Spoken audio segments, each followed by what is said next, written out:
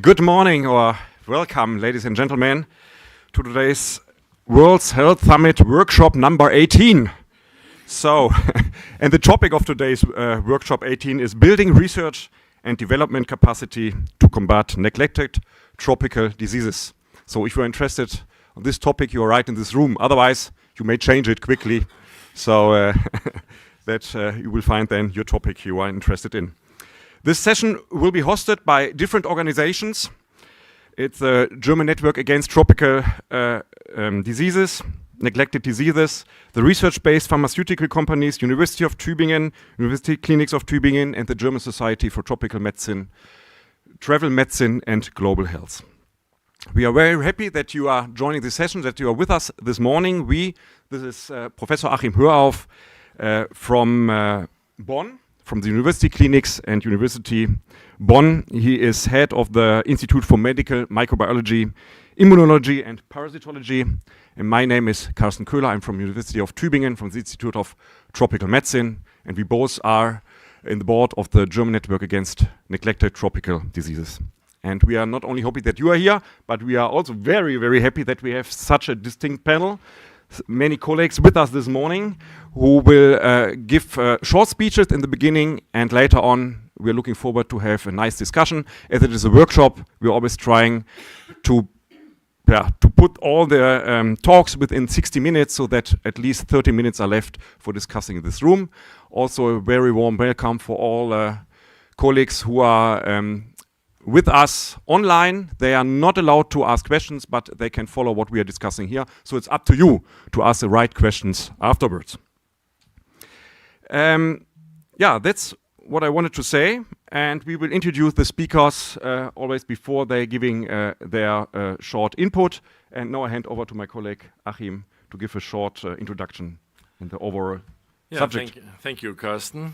Good morning also from my side to the audience in person here and also the virtual audience.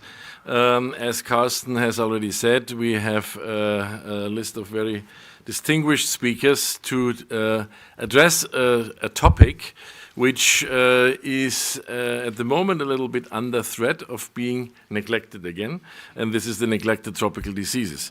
You have been aware, of course, of the past couple of years that there had to be set some other priorities during the corona pandemics. And this has also halted some of the programs. And what we have learned is that like 1 year of program halt will throw us back in all cases more than 1 year. So we have actually to speed up and put more weight on NTDs.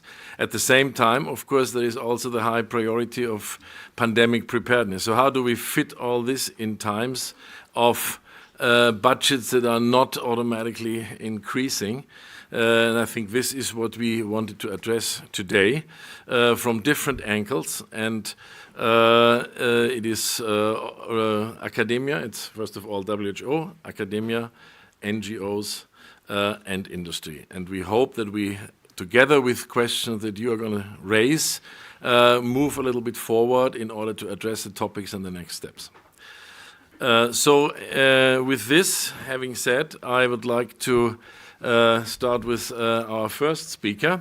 He is not here because we are only allowed 7 people, but all the more Dr. Ibrahima Sosei-Fall, the director for NTDs at WHO, will speak to you, and I'm very happy that he could make it to this meeting here, although he should have been in Chicago for the core NTD at the same time and probably at many other places. So virtual attendance makes it possible, but yesterday I've seen in Twitter that he reacted and was engaged in the coalition for NTDs in the United States. That is, no, he's just right. This is a room North America, so I mean that's...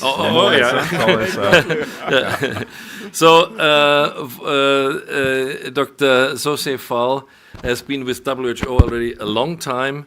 He, among other things, served as a member of experts groups that led to the introduction and implementation of the Rollback Malaria Partnership. He's also been working with other tropical diseases, and lately, before becoming director for NTDs, he was very active and appointed by UN to serve as Ebola crisis manager for the Ebola emergency response in Mali, for example, and in other places. So I think he, like few other people, knows both sides, the emergency preparedness and the NTDs. And therefore, I'm very happy for you addressing the problem, Dr. Sosifal. The floor is yours. Thank you very much, Ashim. Good morning, ladies and gentlemen, dear colleagues and partners. Last year I was in the same World Health Summit talking about pandemic preparedness in my previous role. So early this year I moved again to NTDs after so many years working on malaria, health emergencies in WHO. And as you rightly said, we cannot talk about pandemic preparedness without NTDs because we are not going to invest and waiting for the next pandemic. People will have to respond to other communicable diseases while waiting for the next pandemic. The same, we cannot talk about universal coverage without the 1.6 billion people who need NTD treatment. So very important to make sure that we are not neglected anymore. And thank you for this opportunity to speak about this very important topic and with this great panel. And you asked me to talk about the role of capacity building in research for successful delivery of NTD roadmap. So the roadmap laid out by the whole NTD community charts an ambitious course, and it's only through bolstering our research capacities that we can hope to truly achieve its vision.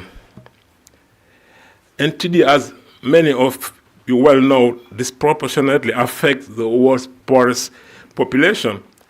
They are called neglected not because of their low prevalence, but because of the scarce attention they historically receive, despite their devastating impact. However, to tackle them, it's not enough to merely distribute medicines or offer intervention sporadically. We require a deeper understanding, one that can only derive from robust research, but because we still have to learn a lot about these diseases, we still have to learn a lot about new tools for diagnostic, for treatment, for vaccination, for prevention. And only research can help us to fill that important gap. The African proverb, if you want to go fast, go alone. If you want to go far, go together, rings particularly true in this context. Going far in the fight against NTDs necessitates equipping ourselves with the best tools, and the foundation of this tool set is research. But how can we optimize research if the capacities of our scientists, institutions, and communities remain limited and uneven?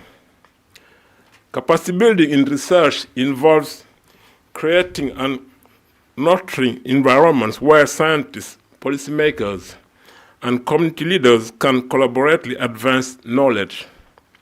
It's about offering training, resources, and opportunities to researchers, especially in regions heavily afflicted by NTDs, and especially where current capacity is the lowest.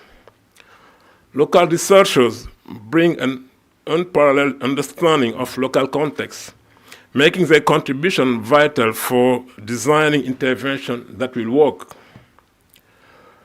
Furthermore, building research capacity ensures sustainability. Instead of relying permanently on external aid or external expertise, regions can become self-sufficient, driving their own research agenda tailored to their unique challenges. And as this capacity grows, they not only serve the immediate goal of NTDs, but also solve other health and developmental challenges. Capacity building facilitates innovation. With every newly trained mind comes a fresh perspective, novel questions, and innovative solutions. Think about the multitude of localized interventions, tools, or methodologies waiting to be discovered that can drastically alter the trajectory of our fight against NTDs. A strong research base acts magnet drawing in more investment, more collaboration, and wider attention. It positions countries and leaders not just as recipients in the global health architecture. And in this leadership lies the power of representation, ensuring that specific challenges of NTDs affected regions are voiced, understood, and acted upon. The development of R&D blueprint for NTDs to complement the roadmap is clearly paramount to streamline and expedite research and innovation in areas that have historically been under-resourced. Such a blueprint, which we as WHO Global NTD Program plan to urgently create, will provide a strategic framework identifying critical gaps and priorities, ensuring that research efforts are focused and cohesive. This proactive approach aims to accelerate the discovery and deployment of tools and interventions, enhancing the global community's capacity to combat NTD effectively. Importantly, it will be led by voices from national programs. While the NTD roadmap offers clear direction, it's a vehicle of research supercharged by capacity building that will truly propel us forward. We are in a race against diseases that have stolen time, health, and opportunities from millions. To win this race, we need every researcher, every institution, and every community to be at their absolute best, fully equipped and empowered. Only then can we hope to turn the vision of the NTD roadmap into a tangible reality. I thank you.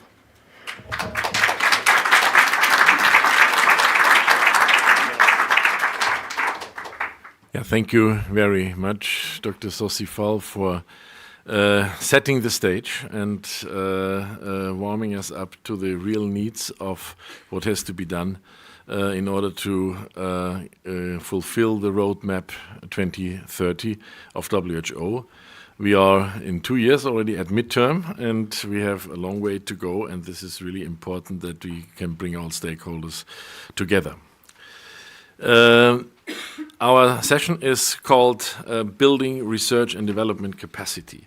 And this has been a topic for a long time of the EDCTP, the European Developing Countries Clinical Trial Platform. And I'm very happy that Dr. Michael Makanga is here with us. He is the old and the new Chief Executive Officer, so congratulations at this point for your re-election of EDCTP, so we can expect a lot of continuity in particularly that area that I just have touched, and I won't touch it more. I will give you the floor to explore. Thank you very much. Thank you very much, and good morning, ladies and gentlemen. I'm very delighted to follow Dr. Sosifal for after talking about the WHO Global Roadmap for NTDs. EDCTP this year is celebrating 20 years of contributing to research and building research and developing capacity to combat infectious diseases in Africa. And I have to say that NTDs were added in the second program, so this is the 10th year of contributing to this area. In the next few minutes, I just want to talk to you about this. I'll start with the end in mind. NTDs remain in the scope of the Global Health EDCTP3, and this is a program that was officially launched last year in May. And as you see, NTDs will continue to be pursued in this program to contribute the research and development as well as the capacity development. And also bearing in mind the impact of antimicrobial resistance as well as the climate crisis-related infectious disease impact on NTDs.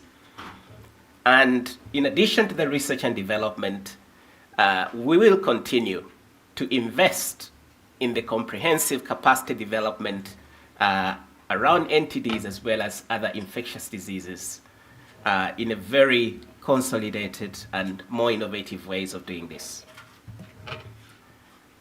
And looking at the 5 specific objectives of the Global Health EDCTP3, you will see that strengthening research and innovation capacity and the national health research systems in sub-Saharan Africa remain in the program objectives. And look, all this builds on what has been done as part of the first and the second program. And as you can see, we have a footprint in 44 African countries, including many of the countries that are involved in NTDs. So we would like to diversify the research capacity that is built even for other diseases to complement the work of NTDs. Looking at the countries involved in clinical trials, currently we have 38 sub-Saharan African countries, and many of these countries are on this map because of the work of NTDs, including countries like the Democratic Republic of Congo, Gabon, Cote d'Ivoire, Ghana, Ethiopia, Sudan. They're doing high impact research in NTDs and would like them to continue doing more. To ensure that there is addressing equity and ensuring that there is good involvement of upcoming and established research institutions, we have been investing in the long term in regional networks of excellence to develop research capacity for clinical trials, including neglected tropical diseases. And we have the Central African, East African, and West African, as well as Southern African networks of excellence. And I'm glad that Professor Francine Toomey will be speaking to the Central African Network of Excellence, which at one time was regarded to be in the empty corridor. Now it is in the prolific corridor of Africa. We are paying special attention in developing human resource capacity. And the program has invested in 262 fellowship grants. These are grants. Many of these have several fellows in them. And we've also collaborated with the Africa CDC, where we are supporting training of 151 individuals in epidemiology and biostatistics. And the program has invested in close to 14,000 trainees, and many of these are in the postdoctoral space, and developing capacity for combating infectious diseases in sub-Saharan Africa. And luckily, these are well networked, so you can be able to see where they are working and track their trajectory in research. And this tool is available on the EDSTP alumni network online. Just to zero in a little bit, NTDs was introduced only 10 years ago, but at least when you look at the fellows that are supported, this is contributing, is 1/10 of the fellows that are trained in infectious diseases. So this is an area that is growing, and with more investment, we hope more to happen in infectious diseases, or rather in NTDs. We pay special attention in women in science. And I'm glad to say that when you look at the African academic trainees, 46 of these are now females. So we expect to have more excellence and leadership in science led by women. Program is investing in ethics and regulatory capacity, and we have 37 countries that are benefiting from investment in ethics. And on top of that, 28 of these are also receiving support to strengthen regulatory capacity. Our capacity is not strengthened in abstract. We are very purposeful to ensure that we deliver products. And I just picked on one example, and that is bringing schistosomiasis treatment to preschool age children. The oral dispersible alprazoquantel, which is developed by the Pediatric Praziquantel Consortium with the leadership of Mark Serrano. They conducted they conducted phase 3 trial that involved Cote d'Ivoire and Kenya, which delivered very promising results. And this has been submitted to the European Medicines Agency for scientific opinion, which is expected anytime this year. And moving forward, we have collaboratively with GIHIT from Japan, co-funded taking this forward, preparing large-scale delivery of the new medication and ensuring wide-scale acceptance and equitable access to preschool-aged children. Even local manufacturing is considered in this context. So thank you very much.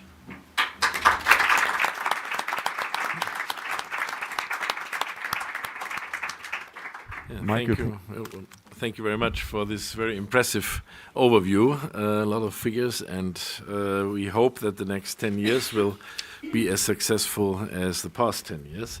Now I hand over to Carsten to introduce our next speakers.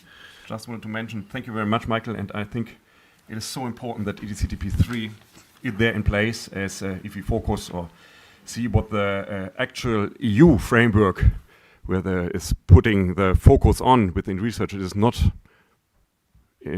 mainly infectious diseases, or at least not neglected tropical diseases. So therefore it's really good to have EDCTP funding research in this area. So thank you very much.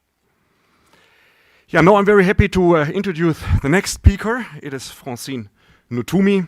Francine Nutumi is founder, president and director general of the Congolese Foundation for Medical Research, the Fondation Congolaise pour la Recherche Médicale in Brazzaville, located in Congo.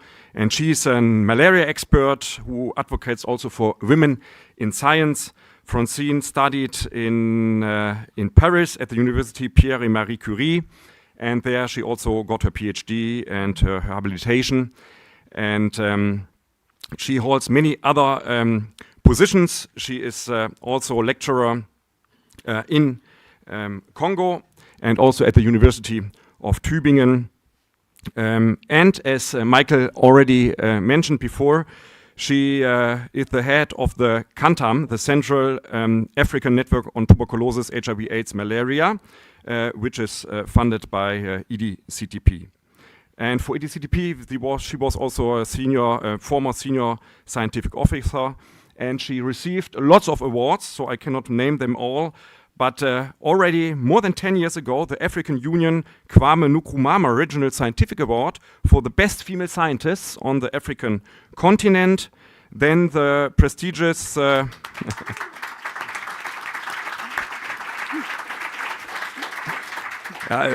still wait and clap afterward. Then she received 2015 the George Forster Research Award from the Humboldt Foundation. Also, she was the first African female who received this award. And in 2016, she was awarded the Christophe Mérieux Prize. $500,000, wow, that's a lot. So, but better than this can only be another award, and this was the Bundesverdienstkreuz am Bande from our republic she received last year. So congratulations, Francine.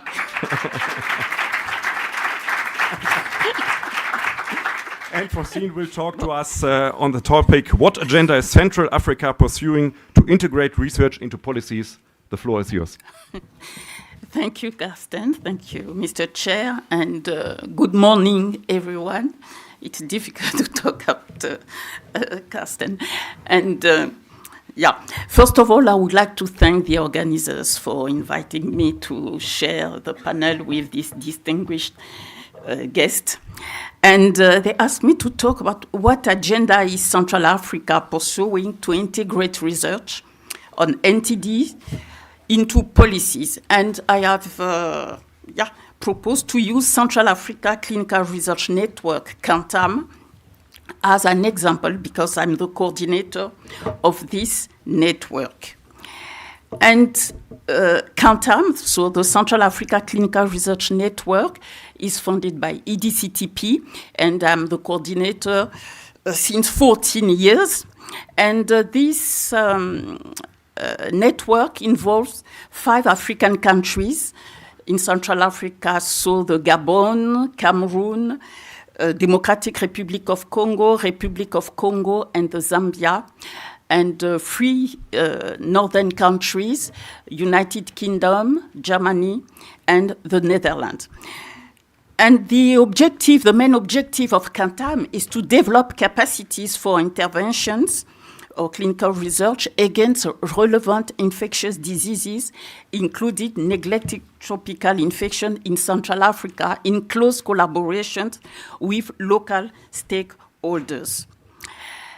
So for this presentation this morning, I've chosen 2 examples of CANTAM activities. The first in Cameroon, where CANTAM has a project, Test and Not Treat, which is a safe strategy to provide community-based treatment with ivermectin in Loa endemic areas. Why? Because, as you know, it's possible to treat onchocerciasis using ivermectin. But in Central Africa, there are endemic areas for onchocerciasis and also for lymphatic filariasis and Loa. And when you treat patients with Loa, high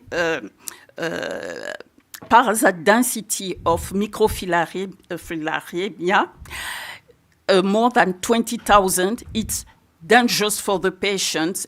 They may have serious adverse events. So it's not possible to treat people with ivermectin when you have Loa and onchocerciasis infection in the population. So that's an issue. And in Cameroon, the colleagues from Cameroon, in collaboration with the University of Berkeley in the USA, have elaborated a tool, a point-of-care device, the LOAScope, for being able to detect the microfilariemia in patients before treatment, so immediately to know if the patient has high Loa microfilariemia or not, and so being able to treat or not to treat.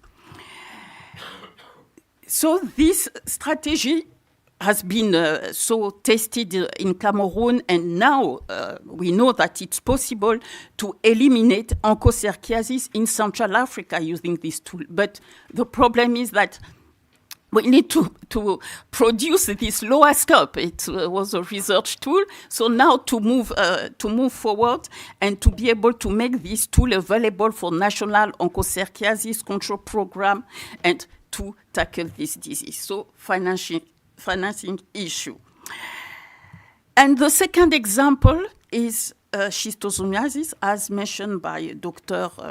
Makanga, with the treatment of school children with praziquantel. So the colleagues in Gabon have also been involved in such investigations with interesting results, but they have also found that the reinfection rate is quite high. 20% of school children were reinfected.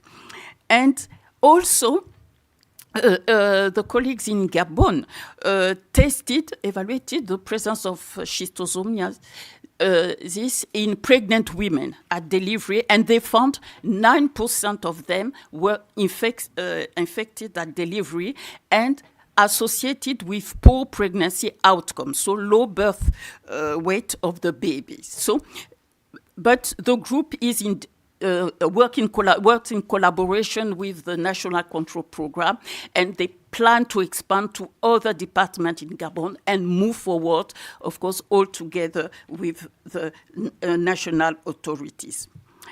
So just to finish, so with these 2 examples, you see that the nerve of the world is financing for the two examples. But not only, we need also more qualified human resources to test the new devices, the new technologies with molecular tools as an example. And also, we need to engage more social scientists to be able to understand the population and to have a community engagement to tackle these neglected tropical infections. And to finish, I would say also we talk about neglected tropical infection in Central Africa, but in reality, many data are lacking. We do not know really the clear picture of NTDs in Central Africa. Thank you.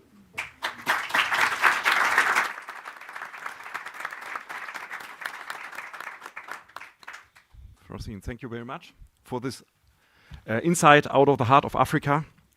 And now we are coming back to Europe, and I'm very happy that to my left Dr. Martin Bergfelder is sitting from the Federal Foreign Office, and he's there the head of Unit Foreign Policy, International Health Policy.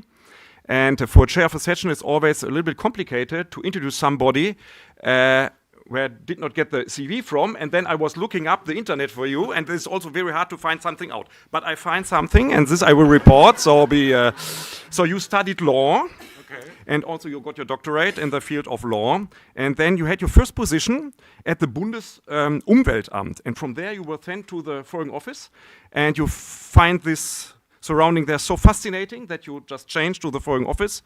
And the Foreign Office sent you for your first position abroad to Egypt, to Cairo, where you were responsible for research, but it was at the time of the Arabische Frühling, and then you were involved in many other things. Later on, you were sent to London, to the UK, and not to the embassy, but first to the British Foreign Ministry, and there you were experienced close collaborations working together with the UK colleagues, having for lunch toast, crisps and cola every day, and experience the hot desking, as you told it, that you don't have your own office but only a desk, every day another one. And later on then you went to the embassy, the German embassy in London, and now you are where you are, and we are very happy that you are here and looking forward. Why are you here? Because you are from the Federal Foreign Office, and this ministry is giving money to the German Academic Exchange, the DAAD, and they founded just recently the health centers, 4 health centers in the tropics, and I think there you will report on and maybe give ideas to others here in the room to follow this idea of the Foreign Office. Thank you very much. Okay. Thank you very much. I hope I can stay seated.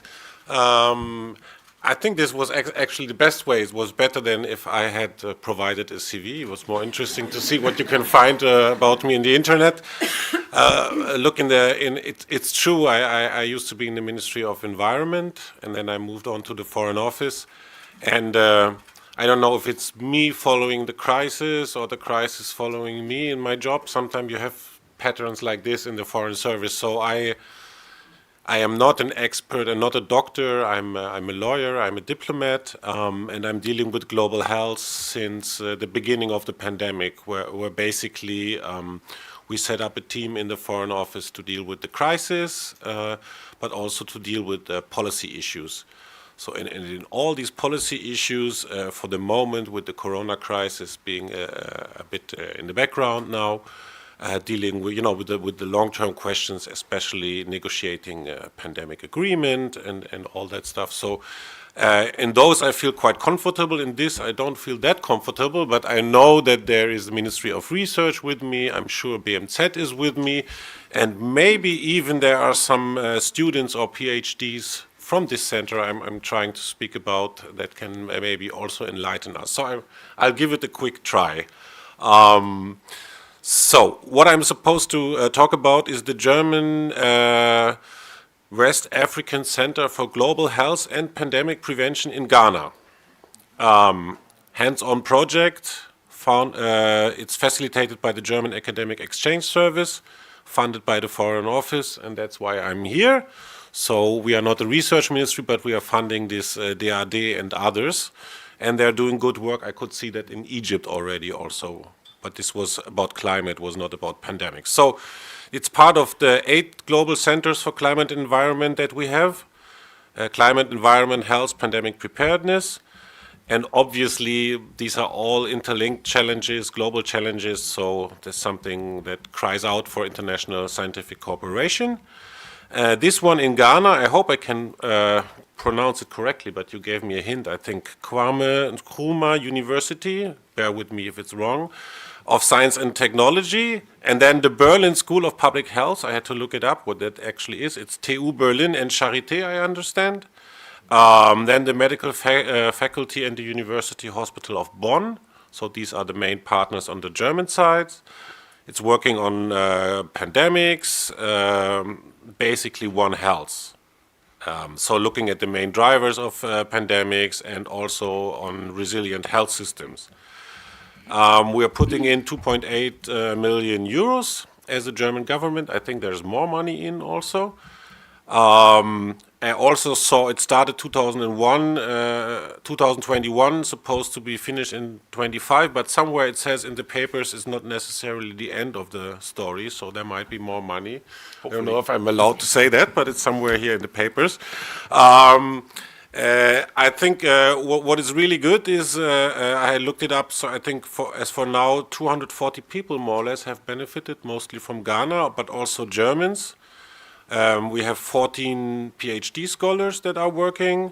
There are research groups, there's academic cooperation, but also academic exchange with policymakers. WHO is involved, Ministry of Health of Ghana is involved, Africa CDC is involved, and I think also other countries from the region have picked up and are contributing. I will not read out the long list of other countries that have joined.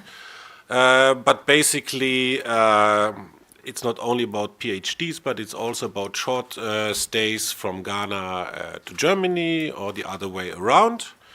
And I think that's why I raised at the beginning that maybe somebody is here around. There seems to be a retreat happening in the margins of the World Health Summit, so I hope people made it to Berlin, are enjoying themselves here and benefiting from Berlin.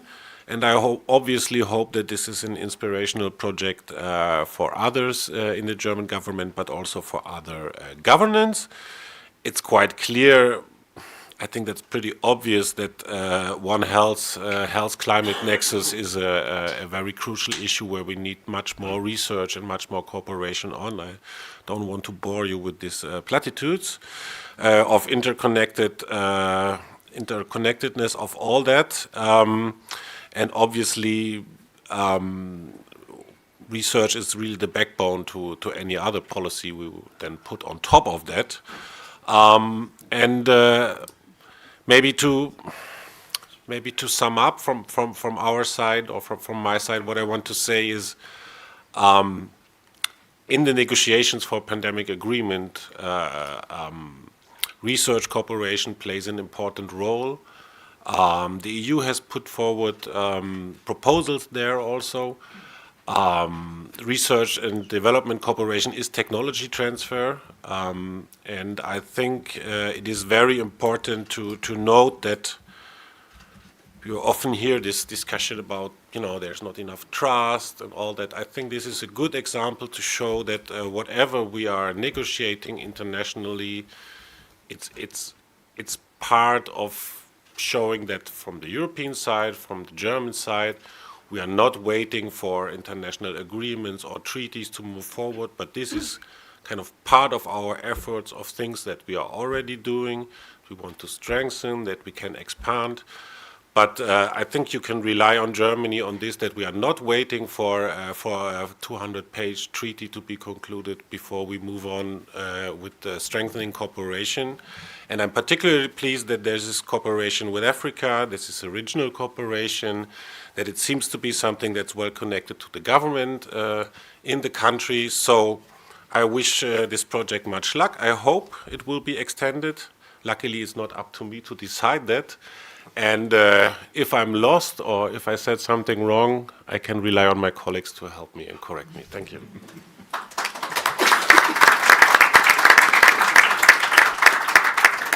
Dr. Bergfegger, thank you very much again for this wonderful idea to creating these centers and for your spotlight to Ghana. The other three centers for global health are located, one in Central Africa in Lambaréné, Gabon, the other one in Asia, in Vietnam, Hanoi, and the fourth one in South America. But in which country? Do you have to help me? It says Cuba and Mexico. Cuba and Mexico. Okay, these are the four centers. And next to it, there are 4 centers on climate change.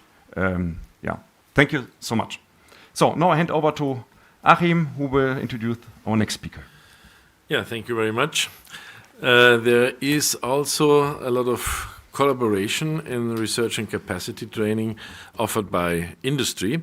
And one example is the JSK lab in Tres Cantos, which is a so-called open lab where researchers can apply and take the opportunity to get help and supplies by JSK, and we will hear by Dr. Felix Calderon, who has made his career as a medicinal chemist at GSK for a long time, also identified lead series, novel antiprotozoal target classes, and has been heading the lab over the last 5 years. The floor is yours.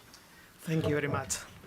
So first of all, thank you very much to the organizers for inviting us to come to have the chance to speak what we are doing at GSK, and neglected tropical diseases and endemic infectious diseases in general.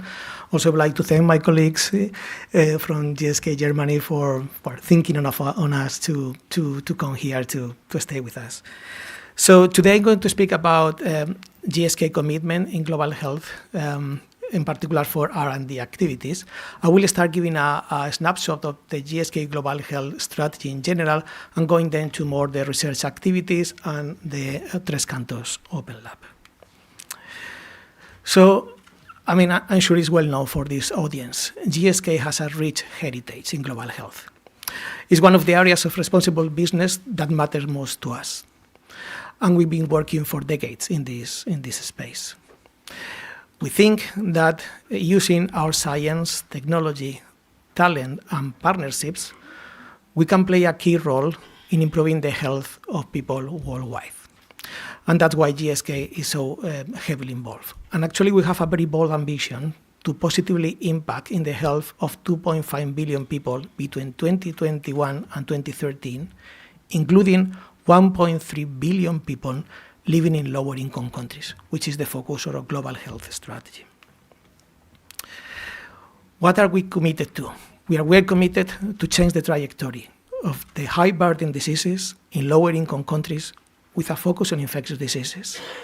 Because as, again, I'm sure this audience knows very well, infectious diseases continue to be the leading cause for mortality and morbidity in lower-income countries. So, what are we doing? We are a team of 200 non-commercial people working in a three-pronged approach. First, R&D, by discovering and developing new medicines and vaccines. We have 2 world-class R&D sites dedicated to this. One in Tres Cantos, Madrid, Spain, dedicated to the discovery and development of new medicines, and one in Siena, dedicated to the discovery and development of new vaccines for infectious diseases disproportionately impacting lower-income countries. Second, we have an access group pursuing equitable and access to the GSK portfolio and pipeline. And third, we have a team working into health system strengthening, making sure that all the innovations that we are developing at Global Health or GSK reach the patient who it needs more. Going back to R&D, which is the focus of this presentation, we all know how difficult it is to develop medicines. Develop medicines, innovative medicines, new medicines, needs long-term commitment. That's why GSK commit last year at Kigali a commitment of £1 billion in R&D activities for medicines and vaccines affecting for diseases that disproportionately affect low and medium income countries for the next 10 years. Our areas of focus will be malaria, tuberculosis, AMR, and NTDs. Also, we have strong activities in HIV through our partners in BIF. But we know that we cannot do this alone. Otherwise, the medicines will not reach the patient in the time frame that we have established. We need to do in collaboration. And it's part of our culture in global health to collaborate from the early discovery activities in medicines and vaccines in the lab to the production, manufacturing, and deliver our products. And we have, a plethora of different models because, a single model cannot apply to all the diseases of the drug discovery process or drug development process. And as I said, we have collaborators across the spectrum. The one that we like to showcase today as a way to capacity building for NTDs is the Tres Cantos Open Lab, which is a unique collaborative science-driven model, open innovation model, in which we have invited scientists working on endemic infectious diseases in general, NTDs in particular, to come to work with us in our dedicated site to medicines development and discovery in Tres Cantos. It's fully integrated within our site. And you might wonder why we have to do this, or what are we doing and how are we doing? What's the difference, the Tres Cantos Open Lab, to other academic industry collaborations? Well, the why is easy. The current models are not giving enough solutions to the problem that we are facing. So we need to do something different. We need to think in a different way. That's clear. And the numbers are not acceptable for these diseases. It's also important to think in the what. If you want to be impactful and you want to do something different, you need to be very clear what can you add to the current models that are out there. Academia, industry models. There are a lot of different models. So what can we add different that could have an impact? And we focus on what we have called the innovation gap. The innovation gap, we have defined that as the place where the greatest idea, game-changing ideas, innovations, ideas usually coming from academia, doesn't find a way to become a medicine, doesn't find a way to become a therapeutic opportunity, or doesn't find a way to become a tool to discover other medicines. Those great ideas in other areas, such as diseases affecting high-income countries, might have an opportunity in the biotech space on the spin-offs from a university. But in global health, there is not a clear way to move those forward. There are opportunities, but not few. That point in the drug discovery process is where is focused the Open Lab, to create the opportunity to develop a hypothesis that might be an opportunity for a new medicine in the future. We don't aim to do the full spec. We don't aim to, in the Open Lab, to deliver medicines. We have an internal portfolio for that. Here we aim to collaborate with academics with great ideas, with the most innovative ideas, and to test if the hypothesis might be a medicine or a tool for discovering new medicines. And how are we doing that? Well, again, if you want to be different, if you want to be efficient, you need to really challenge, what you are doing, the current status of weighing things. So we thought in three features that might be different to the Open Lab to others. First, as I said, academia industry collaborations, there are many. And if you speak, I'm sure all of us, we have collaborated or are collaborating. One of the main reasons the collaboration might not get at full speed or might not develop what they expected are cultural differences. I mean, we are scientists and we have complementary skills, but where we live in academia or industry is different, timelines are different, measure of success are different. So it's sometimes hard to really align in what is needed, especially when we are collaborating. It's not just that we are funding, the industry is funding, we are collaborating. So we need to merge as far as possible. So we thought, okay, the best way to do this is, why don't we put the scientists to work together? Why don't we, make a space in our Tres Cantos Open Lab, Tres Cantos site, and create a space where our scientists in industry can collaborate with academic scientists in their project and to help them to move their project to the next step.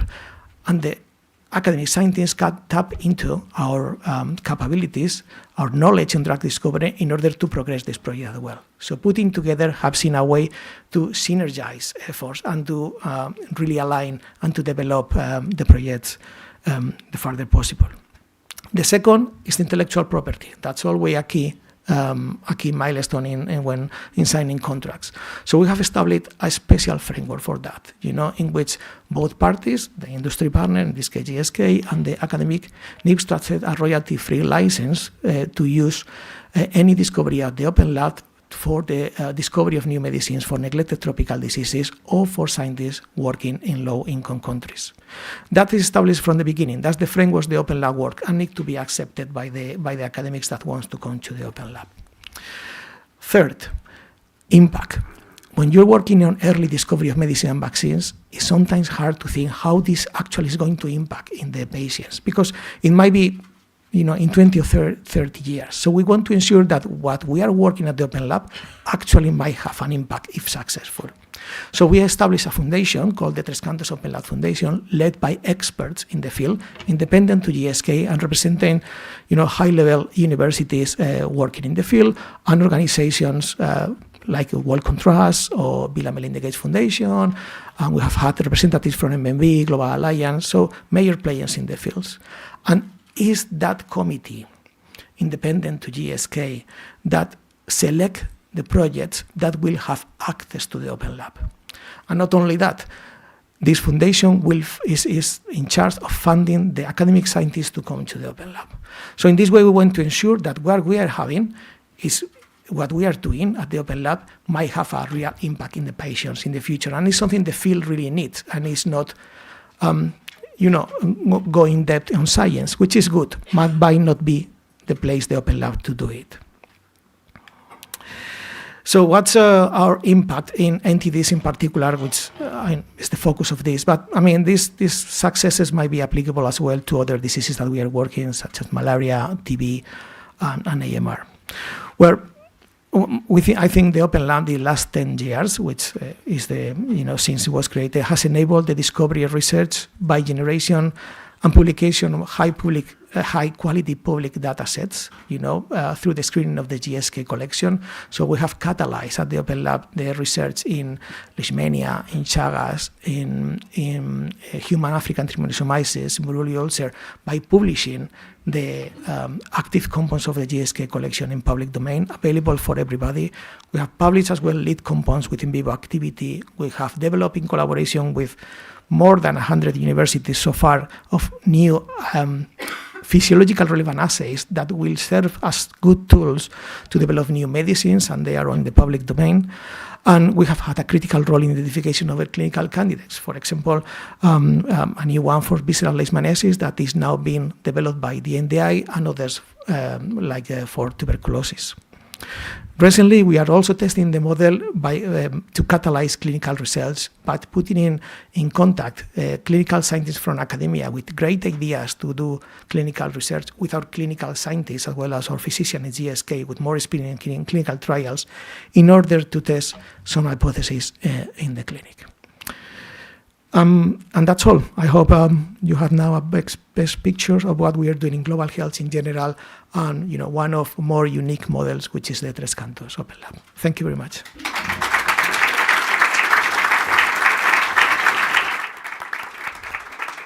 Yeah, thank you. Thank you very much, Dr. Calderon, for this overview. And to me, it was new that there's a second site in Siena in Italy. So the concept seems to be successful and expanding, and we would have to think in our scientific networks how to more use it, because I think there's a lot of wealth hidden in there.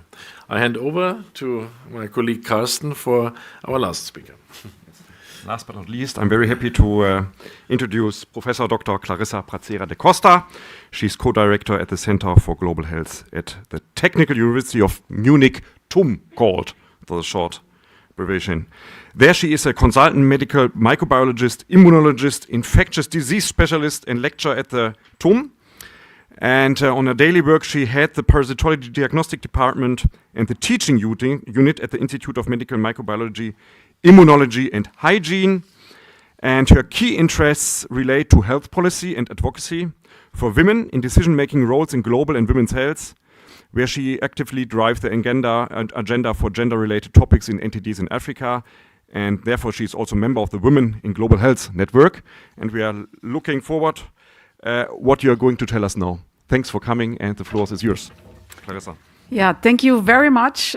Thank you to the audience for being here, and thank you very much for you to invite me here to say a couple of words. And being the last speaker, I made some notes from the previous speakers, and because for me, I can identify a common thread, and I made notes like cohesive, interlinked efforts, comprehensive capacity building, diversification of efforts, local capacity enforcement and collaborations, as well as, and I thought very much, thank you very much for this, Francis, lack of clear picture of NTDs it's amazing how bad our diagnostics are in some parts. So, having said this, so I was asked to reflect a little bit about civil society engagement for Global's women's health agenda and what we as academic researchers could contribute, but what we also have to learn from research in the field in NTDs. So I just want to highlight very briefly here in the middle, like this, the new WHO Civil Society Commission to strengthen civil society organizations' role in accelerating progress in global health, which builds on the previous framework of engagement with non-state actor, the FENSA. And in the end, we know all about public sector, we know about the private sector, and the civil society organizations see themselves as non-state, not-for-profit, and voluntary organizations. And in the end, of course, there is overlap, and NGOs and academia would most likely see themselves here in this overlapping space. So CSOs also have, in the recent years, been shown to play an important role also in women's health. And these are just a few examples that I put together. Then lastly, even in the Ukraine war. So I want to give you a short example of civil society engagement for women's health in Pakistan. And this is basically a project within Pakistan's largest NGO and the program for social franchising, which actually had as a goal to scale up the basket of reproductive and general health services provided by midwives, so in peri-urban and rural areas of Pakistan. And how this was achieved was, in the end, to use the knowledge of the midwives to establish women influence groups and build trust in these communities, to be able to recruit those people into this, be supported by the NGO, and specifically to enroll these women into NGO skill building projects, for example, such as to empower them for their own economic businesses. So in parallel, midwives were able to build multi-stakeholder women's forums, which allowed them in the end not only to do their work in the realm of reproductive health, but also community health in general.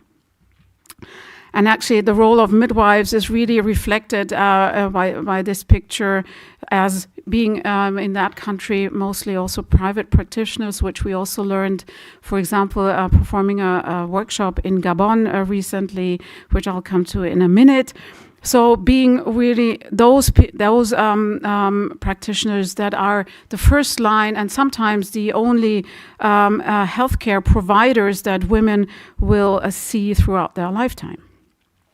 So now, having learned this, and this program was led by our co-coordinator of the Center for Global Health, Mariam Habib, who's also here in the room and who's now with us. She was working in Pakistan for 3 years. So we took this knowledge we thought about why not integrate this knowledge into a research project that we had been running with our colleagues from Gabon and from Tübingen on investigating the role of schistosomiasis during pregnancy on the women and the children. And Francis mentioned this to be also an important topic. But I don't want to speak about the research, but rather how we thought about to approach this, to embed our science-driven research, which is focused around the mother-child topic, to the broader context of women's health. And the second aim was then to empower actually, especially the midwives by knowledge translation, using a life course approach to women's health. And why did we come up with this? Because we had previously gained more knowledge and information about the needs and the lacks of knowledge. So we identified now for this setting female genital schistosomiasis, cesarean section, or unnecessary cesarean section or prevention of this, and cervical cancer. And we did this with a multi-stakeholder workshop, and I see a few people here in the room that were also part of this workshop. So this workshop, as you can see, was composed a classical workshop setting, lectures, we had group discussions, but very importantly, and we also had practical workflows, as you can see here on the upper right, of midwife training for birth complications. So what did we learn? I mean, there was a lot of learning, as you can see, and I don't want to delve into this very deeply, but let me just say that like the knowledge about NTDs is very insular, I should say. And we were all surprised that despite the fact that schistosomiasis is so prevalent in Gabon, and there were a lot of research projects going on, female genital schistosomiasis was barely unknown also to the midwives, and they were really happy to receive more information, to be able to, integrate this into also their visits, their to build capacity, stigmatization, you name it. I mean, there's a lot we can talk about for sure, but that also then brings me to this integrated approach. So also learning about high-risk papilloma virus detection, which could potentially be combined with the diagnostics of female genital schistosomiasis, for example. And eventually giving the midwives access to comprehensive pregnancy care, to adapt parthenograms, which are out there, but it turns out that they are not really adapted to the local situation, and especially not the infrastructure. With this, I think, it was a really nice and interesting experience, and I think we need to take this forward and take the discussion forward of how we can not only move from building local capacity, but targeting the right people, right, to deliver healthcare in a very comprehensive way. And I think we as academics, we're a small building block within this bigger picture. But I think I'm really convinced we can contribute. And with this, I would like to finish. Thank you.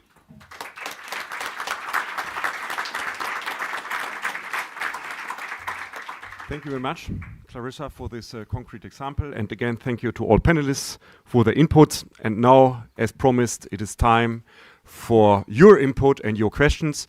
When you're going to ask, please introduce yourself very shortly and also ask short questions so that a lot of people can ask. And then maybe you can also address then your question to the panelists.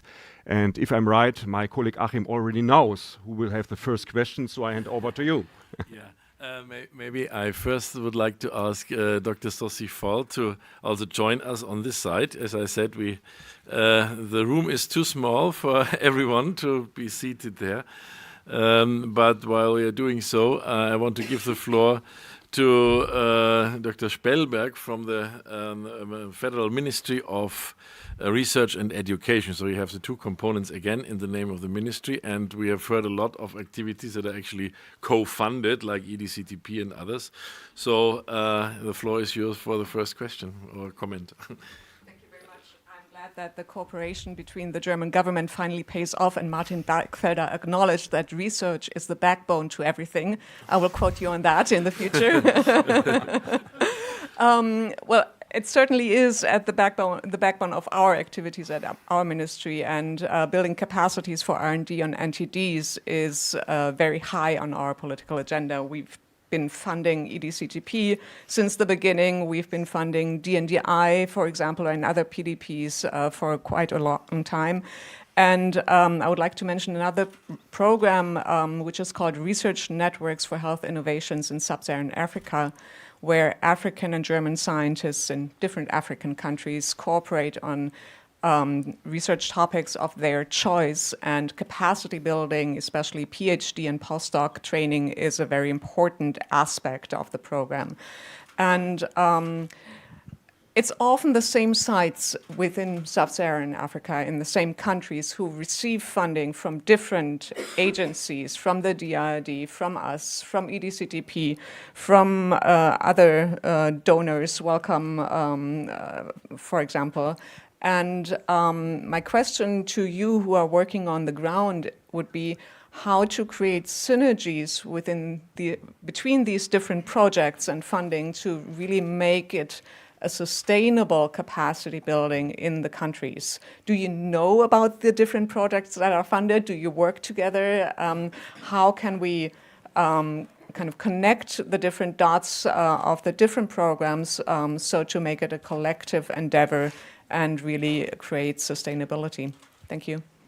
Yeah, thank you very much for that question. And actually, since it goes to the scientists on the ground, I may just try to answer part of it, and you may come in with more aspects. I think this is really very important that we are aware of the different funding possibilities, and I think it's the job of institute's head or network head to bring this together. And talking, for example, about the Sub-Saharan Africa networks, the RISA network, and the Kumasi German West African Center, that plays hand in hand. So there is a lot of capacity already being built and also logistics.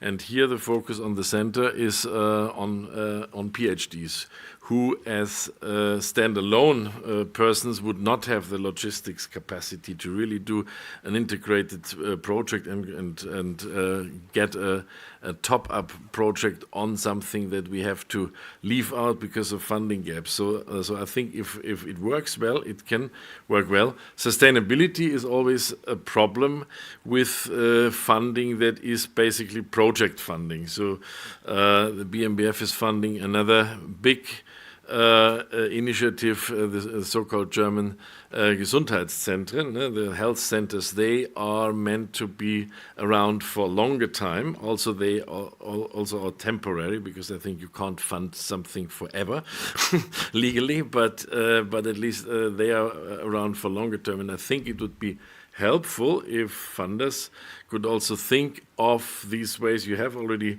been going with the German centers for health. So one is infectious diseases, for example. Whether some of the larger networks that you created could also become targets for at least a medium time frame activity and try to get refunding. Then it's of course easier for the capacity building, because when you attract young scientists into that topic, neglected tropical diseases, for example, is not a topic where you can easily make a career, neither in Africa or Latin America or Asia, nor in Germany. So if there is the prospect of a longer term funding, I think then it's much easier for us as the network coordinators to attract younger scientists. It's what we always try to do. But of course, we need to give them the perspective. Okay, you can go on with your research, even if it's some sort of niche research, because the funding, you have a good chance. Of course, there should not be a guarantee. There should always be a little bit of competitiveness in there. But a good chance. So Bewilligungsquote is the key word, the quote of approval. It should not be too low, because then the risk is too high for people to move out. But I stop here and ask for contributions, please. Who wants to say something? Yeah, maybe. Oops. Yeah. Okay.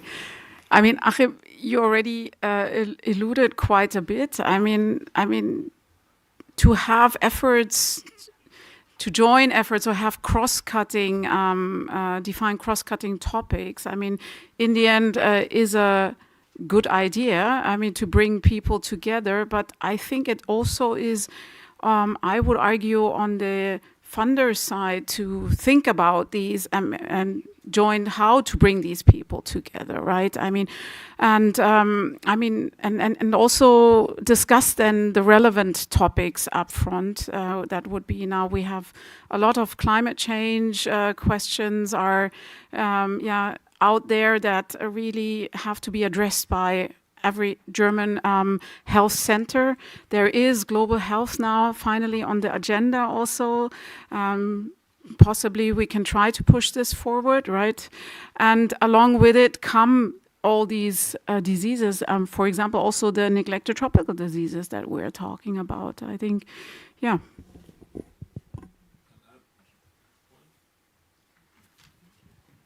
I think it's on. Okay, good.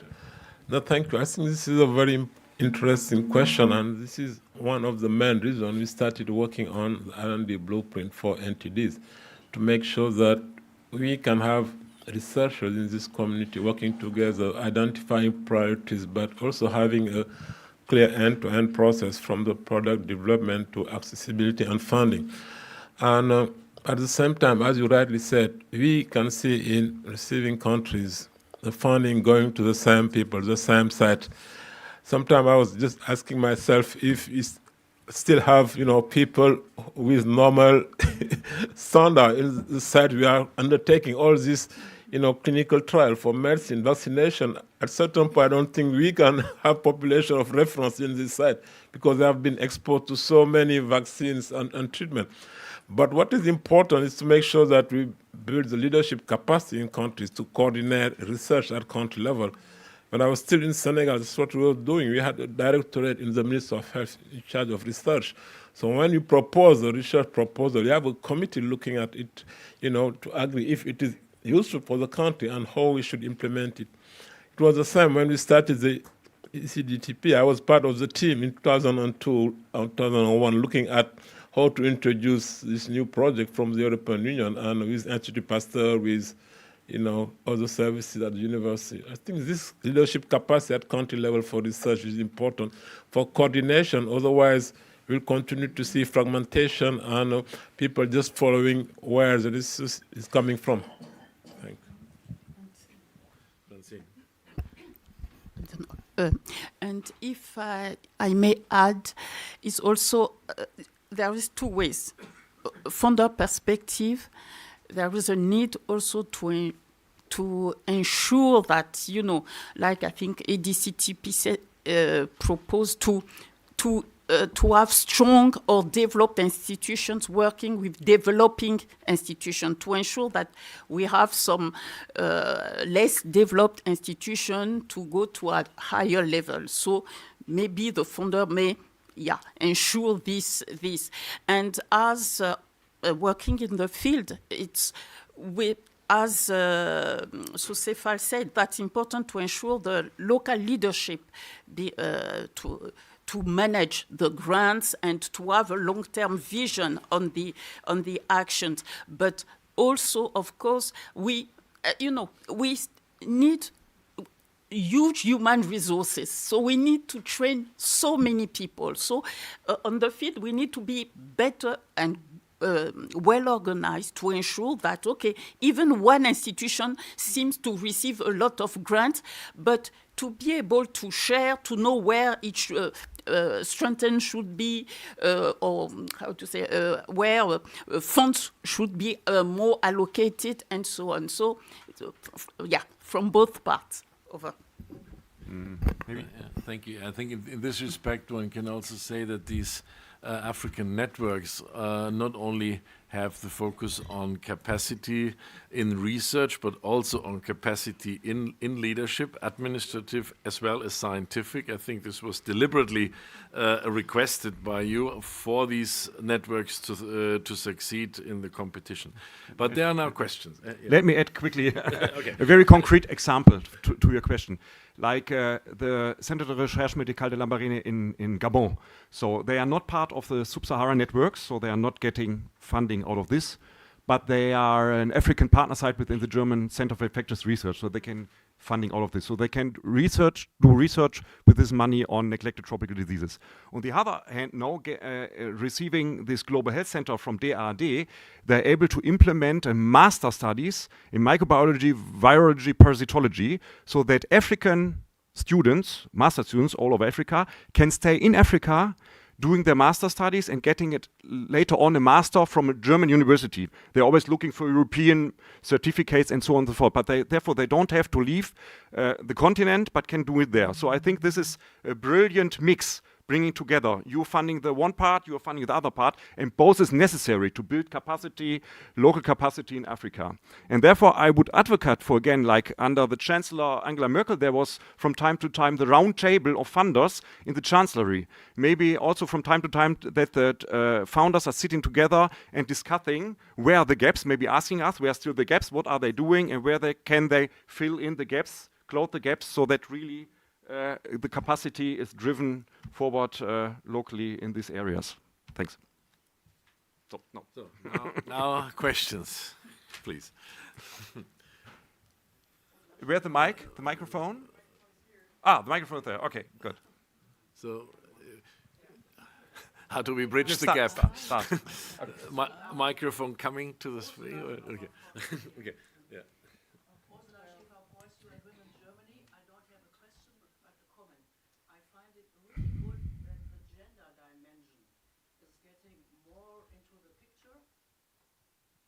I don't have a question. I just want to make a comment and just state that I think it's a good way forward to get more diversified and look much more into the gender dimension, look into research, medical research, but in particular regarding to neglected tropical diseases, putting the gender lens on. So I do hope that this will continue and that you will get funds for that as well, because I think it's difficult to get the right data. We have heard that, but please move on in that direction. Thank you. Thank you very much. Yeah, okay. I'm sorry, you had the microphone already. I think it's good to have the microphone because otherwise the remote onlookers and listeners won't hear anything. So please use the microphone. Thanks. I have a question actually to Francine, specifically about the last comment that you made around lacking data. Can you introduce yourself first? Sorry, my name is Tim Wintermantel from IQVIA Global Health, Basel, Switzerland. Francine, you mentioned that data is lacking, and I understand that it's not only data that can be produced in the lab or in clinical trial, but also any data that helps making better healthcare decisions from routine care and others. And I was actually impressed just last week having visited a hospital in sub-Saharan Africa that has a fully digitized electronic health record system but hasn't participated in any clinical trial. What's your perspective on what's needed to generate more data, but also to make more of the data that is around accessible to the research community?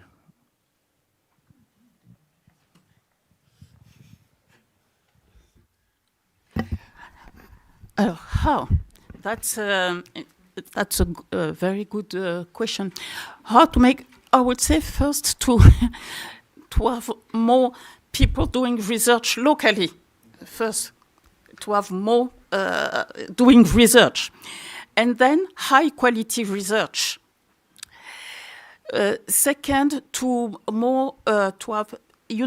We talk about open data, sharing data. Also to train people. What does it mean? Because also that's not completely right what I said, that data are lacking. Sometimes many data are there, but not utilized and lost by the way. So we need to capture this data, to take time to capture, to digitalize this data, and to be able also to analyze properly this data. And for that, I would say also to encourage collaboration. As mentioned, North-South collaboration, but a smart and well-organized, well-established North-South partnership to be able to utilize all this missing data. Yes. Okay, and I would also then like to add, Mike, to add something on the requirements that you have internally for EDCTP for hospitals participating. But please go ahead. Thank you. I think he refers mainly to data in hospital, but for public health program, we also need population-based data. Otherwise, we'll never know where we are in terms of the disease burden, but also in terms of impact. That's why making sure that we have the right mechanisms and tools to have population-based data is critical. If you look at, for example, for malaria, when we started the rollback malaria, we only had, hospital-based data. It was very biased, and we had to spend years doing, creating a new tool, what we call the malaria indicator survey, going to the population to know the exact prevalence of malaria, to adapt the intervention. Right now for NTDs, we are having the same issues for schisto, for yours. We don't know exactly what is the prevalence. It's very difficult to have evidence-based approach. I think we need real investment on, those cutting issues of data and, M&E. Thank you. Yeah, so maybe perspective of EDCTP, also what it takes to qualify with regard to capacity building of hospitals, of data, pre-existing data. Well, this is, thank you very much. This is a broad question. Maybe if I'll address it, but taking one step backwards, one of the major initiatives of establishing the regional networks of excellence, one was to address the equity issue, bringing together less established institutions and linking them to the well-established so that that capacity could be developed to ensure that future centers that had less capacity for clinical trials could participate by association. But the other element was to generate high-quality baseline and epidemiological data that relates to the different diseases to help in the design of future clinical trials. The other position that we have is promoting integration of research and healthcare delivery within the confines of the country as well, taking into account the issues that relate to data protection of the individuals, but ensuring that there is good integration, especially in institutions that have health and demographic surveillance systems. You'll find that many of these centers have the clinic data linked to the data of the individuals, because most of these have annual surveys where they reach out to the different communities and they capture this data that relates to all family members. And when they come to the clinics, this data can easily be pulled and linked to any disease. So in this context, this is encouraged, and this is one of the things that we really want to foster and strengthen in many other places, that will be a bedrock to even for early detection of some of the diseases that may be emerging in different localities. Over. Thank you very much. Now there was a question by the lady in the second row. And virtually it's easier, the computer makes a list. So yeah, next one you. Thank you very much. Mary Monica Sando from Dar es Salaam, Tanzania. Excellent remarks from panelists. Mine goes to Professor Clarissa. If you can shed some light on understanding that schistosomiasis still is in the group of the NTDs, and the effect that it has on women and pregnancy outcomes.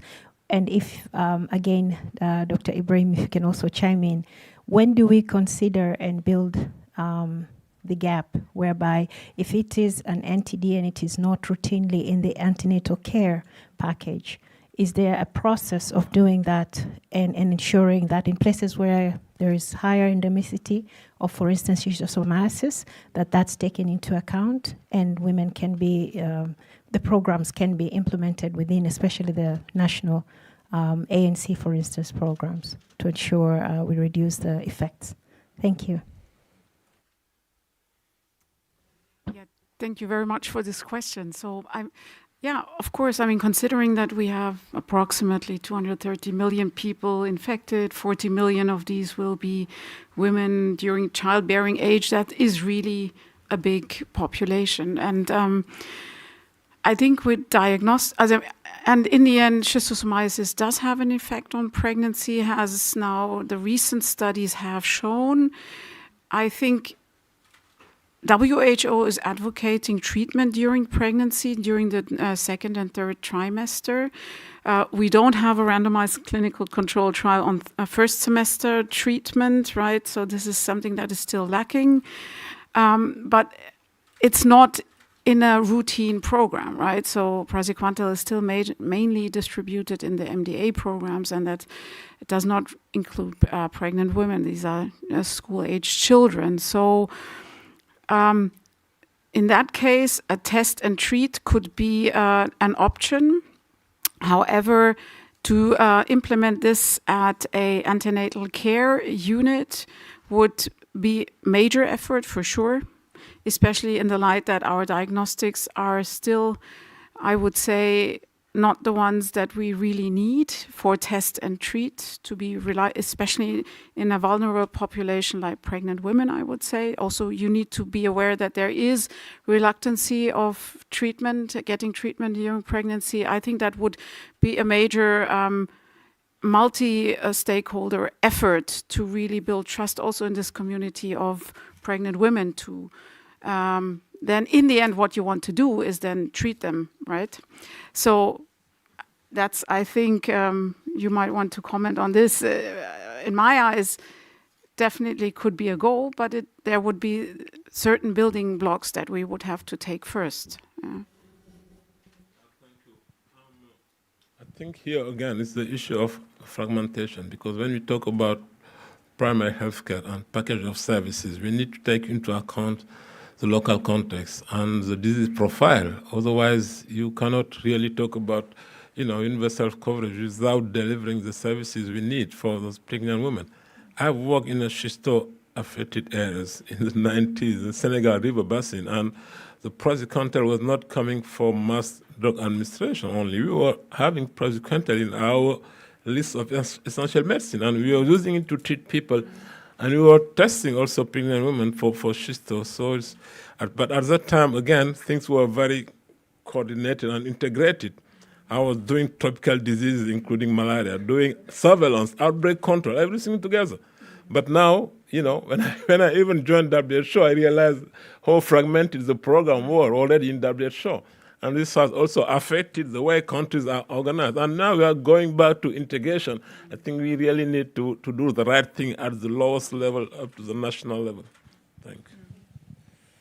So only 2 minutes left. Maybe if there's a question also to my colleagues on my left side, I would prioritize those one. So very short one, because we have really to close. Okay, 20 seconds for your question, please. Hi, my name is Antonia Braus from Veterinärsfrontier Germany.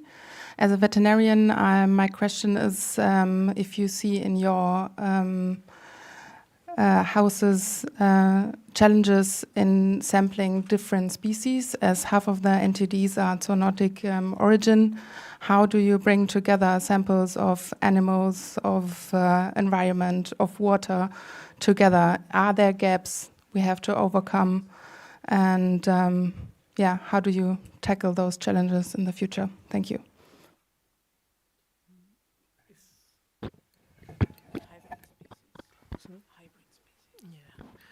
Sorry. Hi. I'm not sure I understood the question. Can you summarize? How do you deal with different samples of species in your houses, in your universities, or in the EDCVT? Okay. Of water sampling of snails, for example, regarding schisto. I know from my field that there are a lot of gaps between human public health or veterinarian public health institutes bringing together the research, the samples, and the conclusions. Yeah. I don't know if you're facing the same challenges. Yeah, well, that's a great question. I mean, that's critical from an industrial point of view.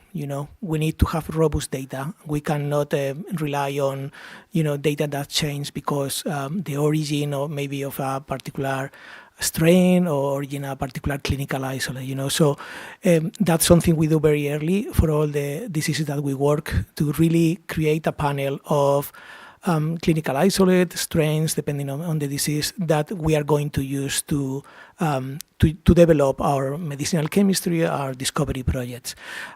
Those the strains or the clinical isolate that we use are usually the ones that the community use and are considered like the gold standards. So have robust data from the very beginning of the project is critical, and know that the data you are having might have a clinical impact is critical from the very beginning. Although sometimes when you are innovating and doing new things, first in class, or first in class because you are working with a new target, or actually because are the first time new drugs are being discovered for a diseases, you need to assume some risks, and that's why, phase 2 is critical in the development of new medicines, because it's when you really know if your hypothesis of a, particular assay or a hypothesis of a particular mode of action will be really be the basis of a good medicines. I hope I have understood and I have answered the question. Yeah. Thank you. Thank you very much. Time is over, already overdone, 1 minute. Thank you so much for being part of this workshop today. Thanks again to our panelists, and building research and development capacity. There's already something there, but there's a lot of improvement also, and let's see in 1 year's time if there's improvement there. Enjoy the rest of the World Health Summit. Thank you for participating and have a good day. Thank you.